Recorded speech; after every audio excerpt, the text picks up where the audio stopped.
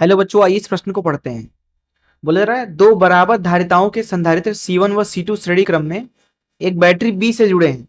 संधारित्र C2 की प्लेटों के बीच परावैद्युत पट्टी खिसकाई जाती है जबकि बैटरी B जुड़ी रहती है। प्रत्येक संधारित्र के आवेश, धारिता, विभवांतर तथा एकत्रित ऊर्जा में क्या परिवर्तन होगा। आइए इस प्रश्न के मुख्य अवधारणा की चर्चा करें। मुख्य अवधारणा देखिए, मान लीजिए कि आपके पास में कोई एक समांतर प्लेट संधारित्र है इस तरीके से, और मान लीजिए कि प्लेटों का क्षेत्रफल a है, प्लेटों के बीच की दूरी d है, और अभी यहाँ पे निर्वात है। यहाँ पे क्या है? निर्वात। इस अवस्था में जो इसकी धारिता होगी उसको लिखा जाएगा एप्सिलॉन नॉट a भागे d। वही मान लीजिए यही धारिता है हमारे पास में, संधारित्र है, सॉरी, प्लेटों के बीच में मान लीजिए d दूरी है अभी भी, और क्षेत्रफल a है। लेकिन अब हम क्या करते हैं, प्लेटों के बीच में यहाँ पे कोई एक परावैद्युत माध्यम भर देते हैं, मान लीजिए k। तो इसकी धारिता जो होती है उसको लिख सकते हैं k एप्सिलॉन नॉट a भागे d। अर्थात पट्टी की वजह से जो संधारित हो गई वो k गुना हो गई। इसको आप ऐसे लिख सकते हो k गुणे c, इसको c डैश बोल देते हैं। तो ये पहली चीज आप समझें। दूसरी चीज यहाँ पे ये समझिए, मान लीजिए आपके पास में दो संधारित्र हैं इस तरीके से, दोनों जो हैं वो श्रेणी क्रम में जुड़े हैं, ये C1 है और ये C2 है।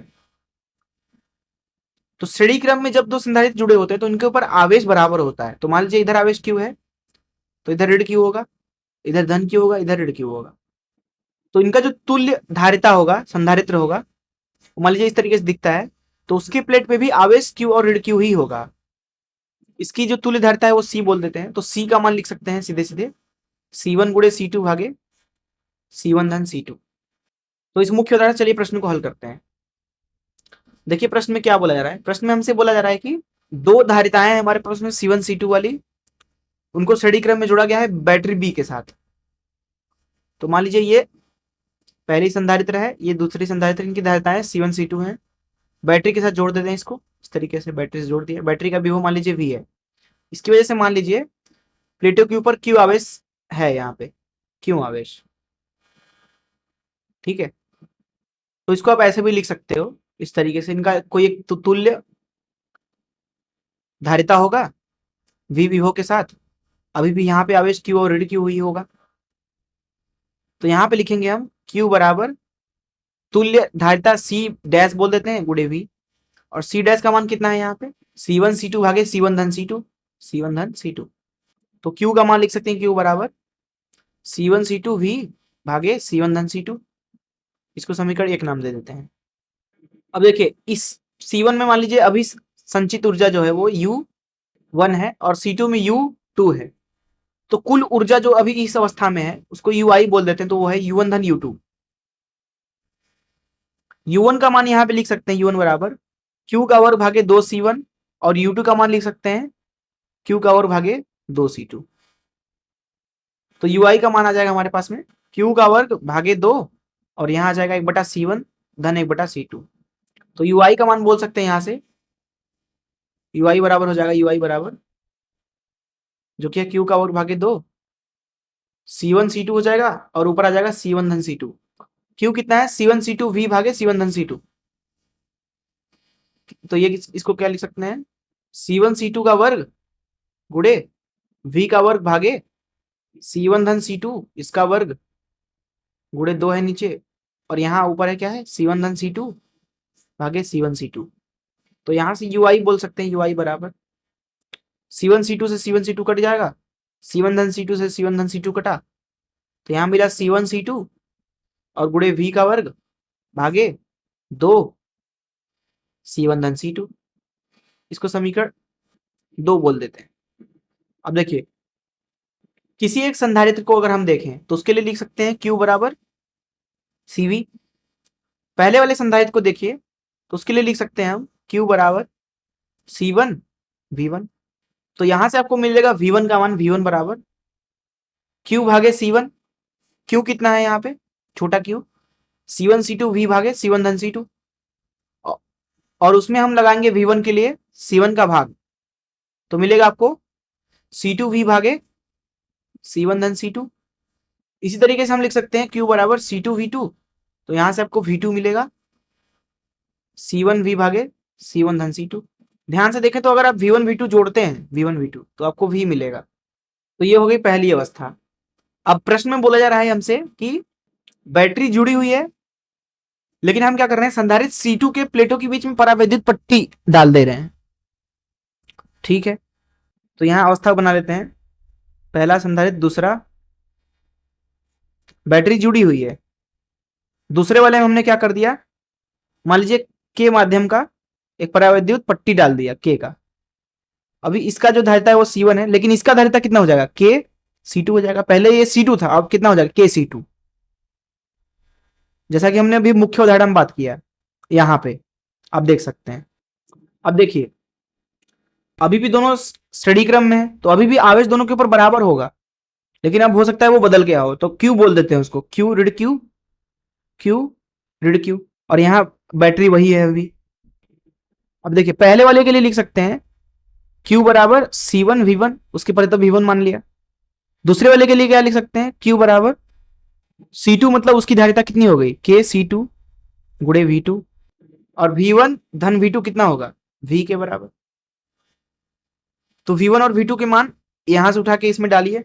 V1 का मान है Q भागे C1 धन V2 का मान है Q भागे के C2, ये बराबर है किसके, V के।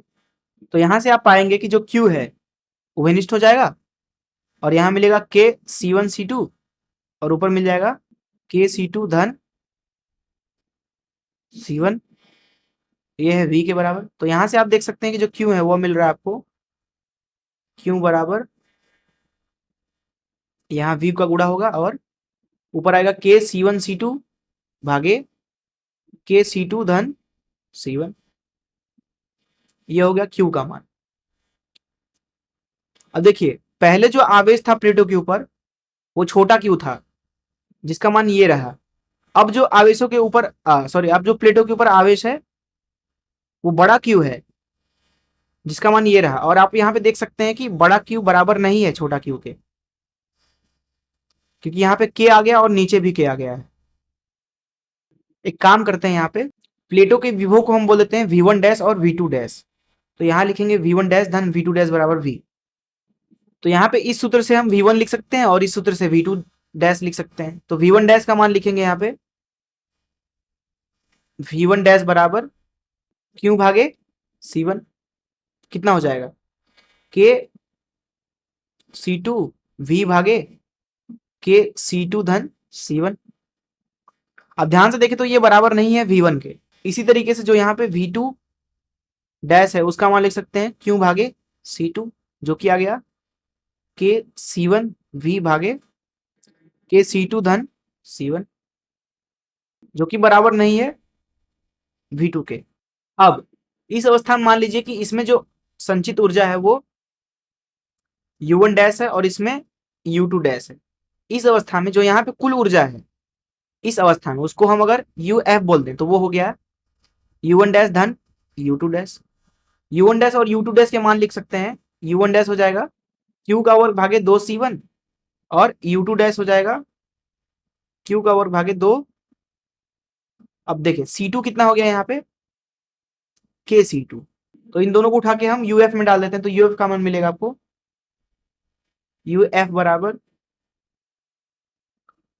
Q का वर्ग भागे 2 C1 धन Q का वर्ग भागे 2 के C2, ये मिल रहा है आपको। Q का वर्ग वनिष्ठ हो जाएगा 2 के C1 C2, यहाँ आ गया के C2 धन C1, ये मिल गया आपको। Q का मान आपको पता ही है, तो Q का मान उठा के डाल देते हैं यहाँ पे। यहाँ एक बार लिख लेते हैं बल्कि Q का मान, Q कितना है, के C1 C2 V, के C1 C2 V भागे के C2 धन C1, के C2 धन C1। Q का वर्ग हो जाएगा यहाँ पे, तो के C1 C2 V इसका वर्ग भागे के C2 धन C1 इसका वर्ग, और गुणा है यहाँ पे के C2 धन C1 और भाग लगाएंगे यहाँ पे 2k C1C2। तो UF मिल रहा है आपको, UF बराबर, देखिए यहां से 2 ये इस पद से कट जाएगा, और ये जो KC1C2 है यहाँ ऊपर वाले से काटेगा तो ऊपर बचेगा KC1C2 V का वर्ग, और नीचे बचेगा 2KC2 धन C1। तो ये हो गया अंतिम कुल ऊर्जा। तो पूछा गया था कि प्रत्येक संधारित्र के आवेश, धारिता, विभवांतर और एकत्रित ऊर्जा में क्या परिवर्तन होता है। तो पहले बात कर लेते हैं आवेश के परिवर्तन के बारे में। पहले था आवेश छोटा q, जो कि था C1C2 V भागे C1 धन C2। अब कितना है वो बड़ा q, जिसका मान हमारे पास में है, यहाँ पे आप देख सकते हैं KC1C2 भागे KC2 धन C1 गुणे V। तो आवेश पूरी तरीके से परिवर्तित हो गया है। बात करें धारिता की, तो जो पहला वाला यहाँ पे संधारित्र है उसका धारिता पहली स्थिति में C1 है, दूसरी स्थिति में भी C2 है, क्योंकि उसके साथ तो कोई कुछ किया नहीं गया है। लेकिन जो दूसरा धारिता था संधारित्र, उसकी धारिता बदल गई है। उसकी धारिता पहले C2 थी और बाद में जब उसमें परावैद्युत माध्यम डाल दिया तो KC2 हो गई, K गुना हो गई। बात करें विभवांतर की, तो पहली अवस्था में जो विभवांतर था दोनों की परिता वो V1 V2 था। यहाँ पे उसका मान भी देख सकते हैं, V1 जो था वो C2 V भागे C1 धन C2, और V2 जो था वो है C1 V भागे C1 धन C2। वहीं दूसरी स्थिति में आप देखें V1 V2 के मान, तो उसको हमने V1 डैश V2 डैश से प्रदर्शित किया है, पूरी तरीके से बोला गया, वो भी बदल गया। और फिर पूछा गया एकत्रित ऊर्जा के बारे में, तो हमने देखा अभी कि UI का मान यहाँ समीकरण 2 से हम देख सकते हैं, और UF का मान आपको मिलेगा यहाँ पे समीकरण 3 से। अब देख सकते हैं कि ऊर्जा भी बदल गई है। मैं आशा करता हूं कि आपको इस प्रश्न का हल जरूर समझ में आया होगा। धन्यवाद।